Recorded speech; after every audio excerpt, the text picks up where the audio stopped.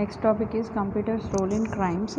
So ఇక్కడ మనకి డైరెక్ట్గానో ఇండైరెక్ట్గానో nowadays మనకి ఏవైతే సైబర్ క్రైమ్స్ జరుగుతున్నాయో వాటన్నిటిలో కూడా మెయిన్ కీ రోల్ పార్టిసిపేట్ చేసేది ఏంటి అంటే కంప్యూటర్స్ అనమాట. సో ఇక్కడ ఏంటి అంటే యూజర్స్ అనేవాళ్ళు త్రూ కంప్యూటర్స్ హ్యాకింగ్స్ అనేవి చేస్తున్నారు. సో ఇప్పుడు మనకి ప్రతి వర్క్ కూడా ఆన్లైన్లోనే అంటున్నాం. అంటే ఇప్పుడు మనకి ఈచ్ అండ్ ఎవ్రీ ఆర్గనైజేషన్ అవ్వచ్చు, ఈచ్ అండ్ ఎవ్రీ స్కీమ్ అవ్వచ్చు, లేదంటే each and every banking sector side అయ్యి ఉండొచ్చు, ప్రతిదీ కూడా ఆన్లైన్లోనే చేస్తున్నాం. అంటే విత్ నెట్వర్క్ బేస్డ్ డివైజెస్తోనే మనకి ఇక్కడ వర్క్ అనేది కంప్లీట్ చేస్తున్నాం. So with network based devices అన్నప్పుడు మనకు అక్కడ కంప్యూటర్స్ అవ్వచ్చు, అదర్ నెట్వర్క్ డివైస్ అవ్వచ్చు. కాకపోతే ఇక్కడ మెయిన్ రోల్ని పార్టిసిపేట్ చేసేది ఏంటి అంటే కంప్యూటర్స్ అనమాట. సో ఇక్కడ డైరెక్ట్గా హ్యాకర్స్ వచ్చేసి డైరెక్ట్గా వాళ్ళు ఈ నెట్వర్క్తో ఇన్వాల్వ్ అయ్యి వాళ్ళు హ్యాకింగ్ అనేది చేయాలి అంటే త్రూ కంప్యూటర్సే చేయొచ్చు. సో అలా మనకి డైరెక్ట్గా అవ్వచ్చు, ఇండైరెక్ట్గా అవ్వచ్చు. ఇక్కడ మనకి ఏవైతే క్రైమ్స్ ఉన్నాయో వాటన్నిటికీ ఇక్కడ మనకి కంప్యూటర్స్ అనేవి మెయిన్ కీ రోల్ని ప్లేస్ చేస్తున్నాయి అన్నమాట. సో మనకి ఇక్కడ కొన్ని సిచ్యుయేషన్స్లో మనకి క్రైమ్స్ జరగడానికి కంప్యూటర్స్ ఎలా యూస్ఫుల్ అవుతాయో at the same time investigation purpose కూడా మనకి కంప్యూటర్సే యూజ్ అవుతాయి. సో ఇక్కడ మనకి కంప్యూటర్స్ వల్ల మనకి అడ్వాంటేజెస్ ఉన్నాయి, డిసడ్వాంటేజెస్ ఉన్నాయి. సో అక్కడ మనకి బేస్డ్ ఆన్ యూజర్స్ మనకి అక్కడ కంప్యూటర్స్ అనేవి వర్క్ అవుతాయి. అంటే హ్యాకర్స్ యూజ్ చేసుకున్నప్పుడు దాన్ని మిస్లీడ్ చేసుకోవచ్చు, మిస్యూజ్ చేసుకోవచ్చు. లేదు మనకి నార్మల్గా ఎవరైతే ఎండ్ యూజర్స్ ఉన్నారో వాళ్ళే యూజ్ చేసుకుంటున్నారు అనుకోండి, అది ప్రాపర్ వర్క్ త్రూ కంప్యూటర్సే చేసుకోవచ్చు కదా. Investigating A computer intrusion requires one approach while investigating A homicide with related digital evidence requires a completely different procedure. So ఇప్పుడు మనకి మొత్తం కూడా నవేడేస్ మనకి ఏంటి అంటే ఏదైనా ఒక సైబర్ క్రైమ్ జరిగింది అంటే మనకి ఇప్పుడున్న ఎవిడెన్స్ అంతా కూడా ఏమంటున్నాము, డిజిటల్ ఎవిడెన్స్ అంటున్నాం. సో ఇప్పుడు ఇంతకు ముందు వరకు మనకంతా ఫిజికల్ ఎవిడెన్సెసే ఉండేవి. సో ఇప్పుడంతా కూడా మనం డిజిటల్ ఎవిడెన్సెస్ అనేవి క్రియేట్ చేస్తున్నాం. త్రూ కంప్యూటర్స్ అవ్వచ్చు, అదర్ నెట్వర్క్ బేస్డ్ డివైజెస్ అవ్వచ్చు, మనకి డిజిటల్ ఎవిడెన్సెస్ అనేవి క్రియేట్ చేస్తున్నాం. సో ఆ ఎవిడెన్సెస్ అనేది మనకి ఎంత సెక్యూరో ఎట్ ద సేమ్ టైం వాటిని హ్యాక్ చేయడం కూడా అంతే పాసిబుల్ అనమాట. సో అందుకనే మనకి దానివల్ల ప్రాబ్లమ్స్ అనేది క్రియేట్ అయ్యే ఛాన్సెస్ ఉంటాయి. The specific role that a computer plays in a crime also determines how it can be used as evidence. So ఇప్పుడు మనకి కంప్యూటర్ యూజ్ చేసుకొని ఏదైనా ఒక క్రైమ్ని చేశారు అనుకోండి. సో మనకి ఆ కంప్యూటర్ ఐపీ అడ్రస్ బేస్ చేసుకోనో ఇంకేదో బేస్ చేసుకోనో మనకి ఆ పర్టికులర్ డివైస్ అనేది ఆ పర్టికులర్ క్రైమ్లో ఇన్వాల్వ్ అయింది అని మనం ఇన్వెస్టిగేట్ చేసుకోవచ్చు అనమాట. సో ఇక్కడ మనకి కంప్యూటర్స్ అనేవి పర్టికులర్ క్రైమ్లో సిగ్నిఫికెంట్ ప్లేస్ని ప్లేస్ చేస్తున్నాయి. ఎట్ ద సేమ్ టైం మనకు అవి రికవర్ చేసుకోవడానికి కూడా మనకు అవే యూజ్ అవుతాయి అన్నమాట. Several attempts have been made to develop a language in the form of categories to help describe the role of computers in crime. So ఇప్పుడు computers role అనేది క్రైమ్స్లో ప్లే చేస్తుంది అనేది మనం ప్రూవ్ చేయడానికి మనకి డిఫరెంట్ లాంగ్వేజెస్ అనేవి ఇంట్రడ్యూస్ చేయొచ్చు, లేదంటే డిఫరెంట్ ప్రొసీజర్స్ని డెవలప్ చేసుకోవచ్చు అనమాట. సో ఇప్పుడు మనకి డిజిటల్ ఎవిడెన్సెస్లో కంప్యూటర్స్ అనేవి కీ రోల్ని ప్లే చేస్తున్నాయి, ఎట్ ద సేమ్ టైం క్రైమ్స్లో కీ రోల్ని ప్లే చేస్తున్నాయి అనేది ఎలా చూపించవచ్చు అంటే బేస్డ్ ఆన్ దీస్ 4 కేటగిరీస్ అనమాట. సో ఇక్కడ మనకి కంప్యూటర్ అనేది ఇందులో ఏ రోల్ అయినా ప్లే చేయొచ్చు. A computer can be the object of a crime, can be object of a crime. అంటే ఇప్పుడు ఏదైనా డిజిటల్ ఎవిడెన్స్ అనేది మనము క్రియేట్ చేసుకుని పెట్టుకున్నాము అనుకోండి. ఇప్పుడు ఆ ఎంటైర్ కంప్యూటర్ని ఎవరైనా స్టోర్ చేశారు అనుకోండి, ఆటోమేటిక్గా ఏమవుతుంది, అదే మనకి అక్కడ ఆ పర్టికులర్ ఇన్వెస్టిగేషన్లో మెయిన్ కీ రోల్, అంటే అదే మన మెయిన్ ఆబ్జెక్టే కంప్యూటర్. ఇప్పుడు దాన్ని స్టోర్ చేశారు కాబట్టి computer can be the object of a crime. Through computer వల్ల మనము క్రైమ్ చేయొచ్చు, at the same time evidence కూడా రెడీ చేసుకోవచ్చు అన్నాం కదా. ఎవిడెన్స్ రెడీ చేసినప్పుడు ఇన్ కేస్ ఆ పర్టికులర్ సిస్టమ్ని ఎవరైనా స్టోర్ చేశారనుకోండి, అప్పుడు అది computer can be the object of a crime అంటారు. A computer can be the subject of a crime. When a computer is the environment in which the crime is committed, it is the subject of the crime అంటే ఇది మనం first చెప్పిన point ఇదనమాట. అంటే మనకి crime అనేది through computer చేస్తున్నాం అనుకోండి, అప్పుడు అది సబ్జెక్ట్ ఆఫ్ ఏ క్రైమ్ అవుతుంది కంప్యూటర్ అనేది. అంటే మనకి ఇప్పుడు వైరస్ స్ప్రెడ్డింగ్ అవ్వచ్చు, లేదంటే ఫేక్ ఈమెయిల్స్ అవ్వచ్చు, ఇవన్నీ కూడా మనం త్రూ సిస్టమ్సే చేస్తాం కదా.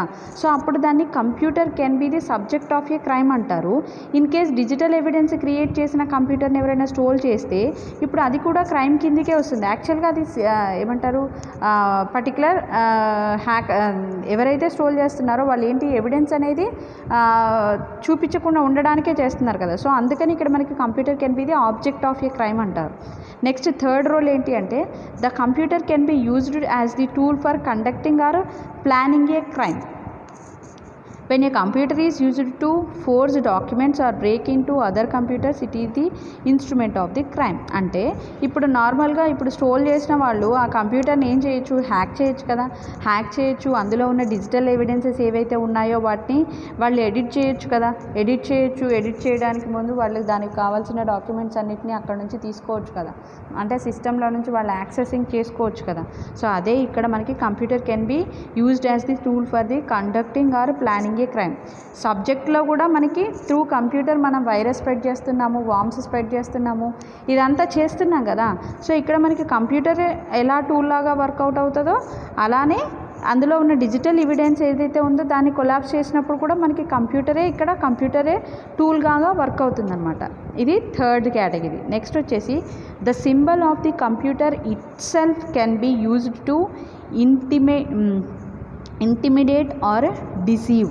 The symbol of the computer itself can be used to అంటే ఇక్కడ మనకి సింబల్ ఆఫ్ ది కంప్యూటర్ ఏదైతే ఉందో అదే మనకి క్రైమ్ అనేది జరగడానికి కీ రోల్ని ప్లేస్ చేయొచ్చు. An example given is of A stock broker who told his clients that he was able to make huge profits on rapid stock option trading by using a secret computer program in a giant computer in a Wall Street brokerage firm. Although he had no such programs or access to the computer in question, hundreds of clients were convinced enough to invest a minimum of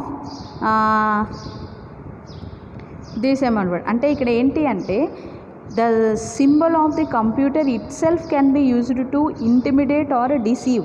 so ఇక్కడ ఏం చేస్తున్నారు అంటే ఇప్పుడు ఇక్కడ ఒక example ఇచ్చారన్నమాట. So ఇక్కడ ఏం చేస్తున్నారంటే స్టాక్ బ్రోకర్ వచ్చేసి ఒక సీక్రెట్ ప్రోగ్రామ్ కోడ్ని డెవలప్ చేశారు. సో దాన్ని వాళ్ళు క్లయింట్స్కి ఎక్స్ప్లెయిన్ చేశారు. సో ఎక్స్ప్లెయిన్ చేసినప్పుడు ఆ క్లయింట్స్ సాటిస్ఫై అవ్వి ఆ పర్టికులర్ కోడ్ని వాళ్ళు పర్చేస్ చేసుకుంటున్నారు. సో అలా కూడా మనకి ఇక్కడ కంప్యూటర్సే కీ రోల్ని ప్లే చేస్తున్నాయి అన్నమాట.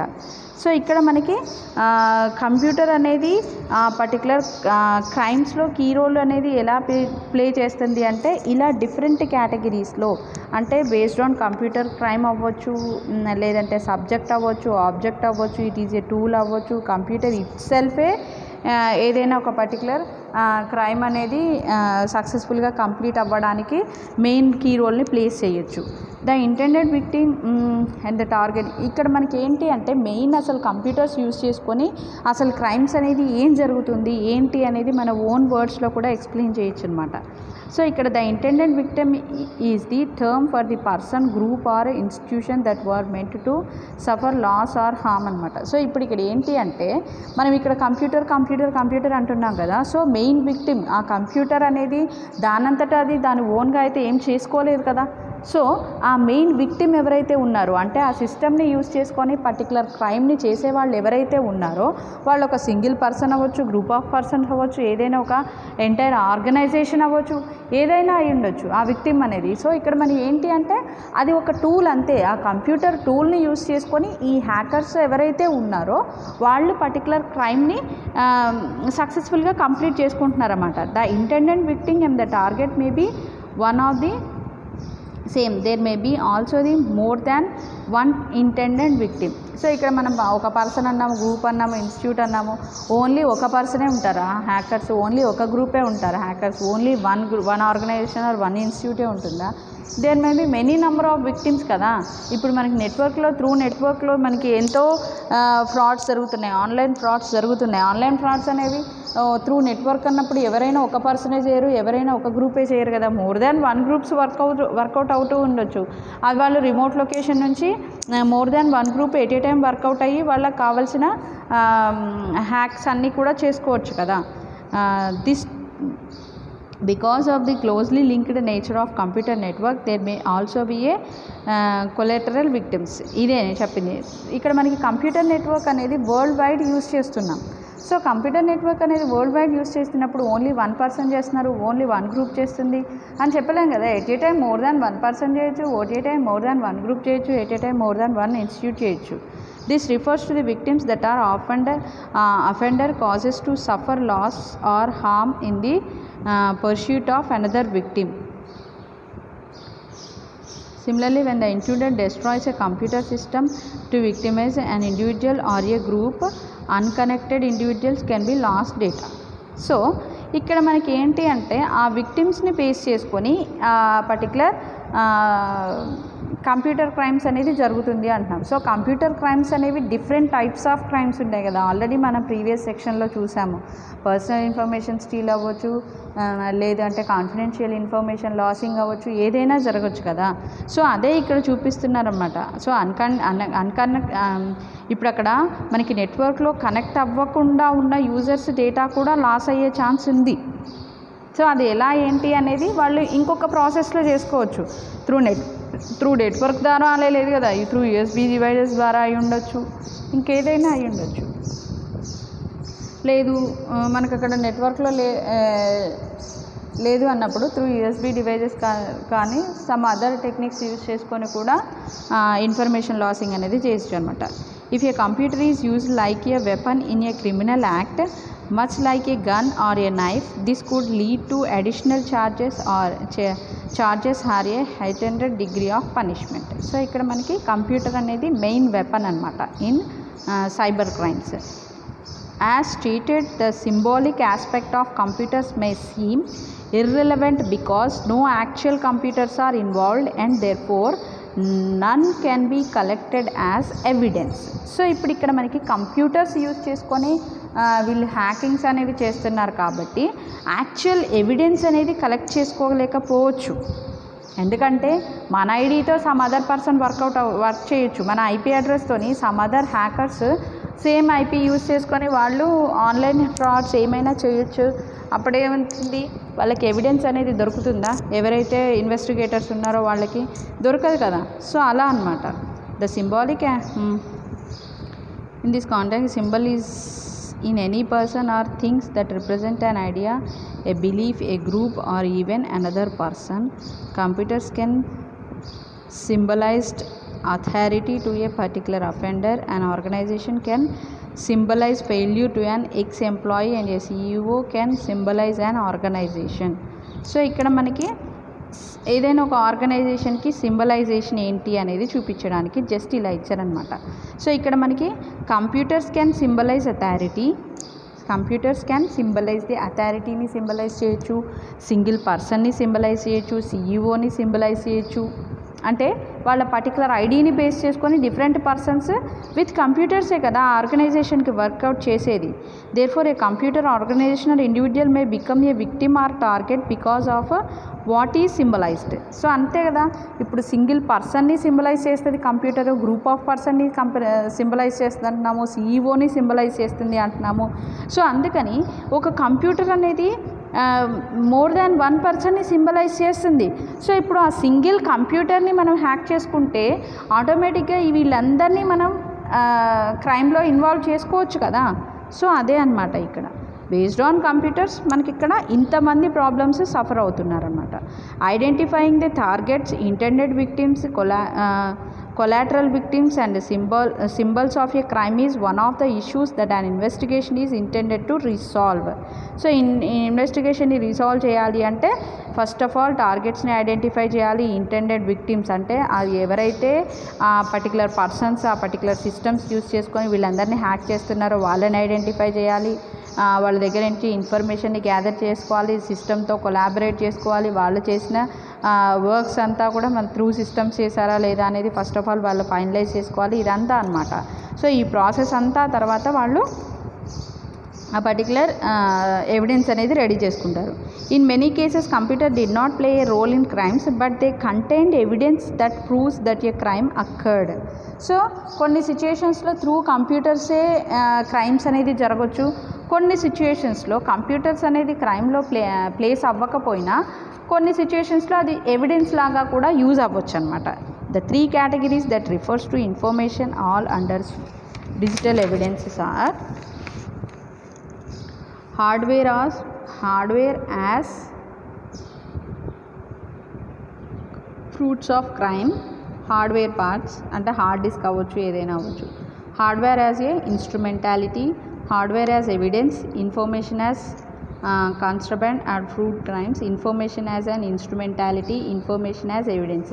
సో హార్డ్వేర్ అండ్ ఇన్ఫర్మేషన్ వచ్చేసి based on these three categories మనకి కావాల్సిన ఎవిడెన్సెస్ అనేది డిజిటల్ ఎవిడెన్సెస్ అనేది క్రియేట్ చేయడానికి ఈ 3 categories యూజ్ అవుతాయి అన్నమాట. ఆ 3 categories ఏంటి అంటే fruits of crime, instrumentality, evidence.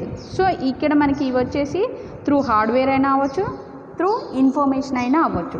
So వీటిని బేస్ చేసుకొని ఏదైనా ఒక సైబర్ క్రైమ్ అనేది జరిగినప్పుడు దానికి కావాల్సిన ఎవిడెన్సెస్ అనేవి మనం క్రియేట్ చేయొచ్చు అనమాట. ఓకేనా. సో ఇది what is the explain about the computers role in crimes. ఇది కాకుండా మీరు ఓన్ వర్డ్స్లో మీకు ఏదైనా తెలిస్తే అది కూడా రాయొచ్చమ్మా. సో ఇక్కడ ఇదంతా కూడా మనకి ఏంటి అంటే ఇన్ జనరల్ సబ్జెక్ట్. ఓకే.